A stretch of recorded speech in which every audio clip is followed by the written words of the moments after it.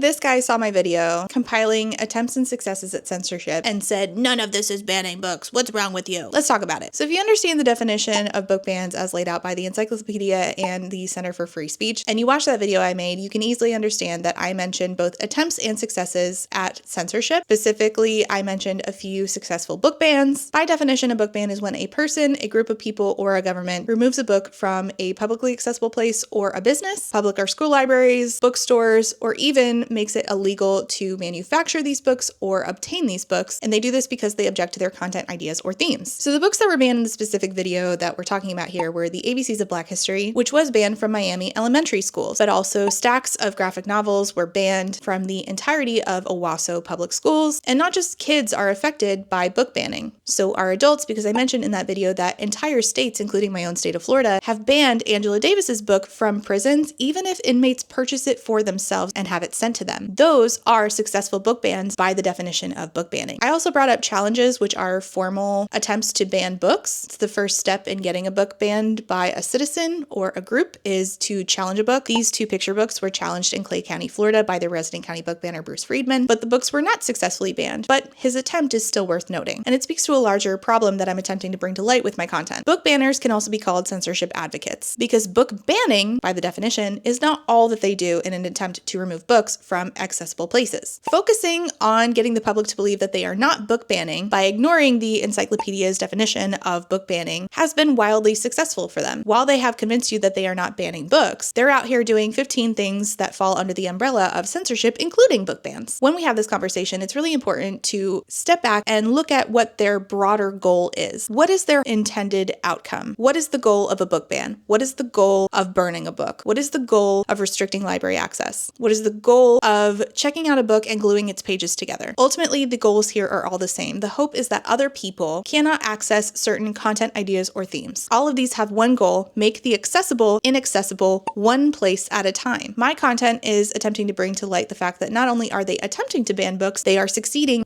and they are doing more than just book bans, all in an attempt to create a world where access to certain ideas is impossible. They don't want to be called book banners, but they are banning books and more. They're restricting library access. They're removing little free libraries from public parks. They're accusing bookstores of being dangerous to kids. They're segregating queer books in public libraries. They're threatening librarians with legal action. They're burning books. They're checking them out. They're never returning them. So while you are on the internet arguing about what the definition of book ban is, and you're being incorrect about it, they're finding new ways to limit access in our communities. And it's not a flex for you not to care about that.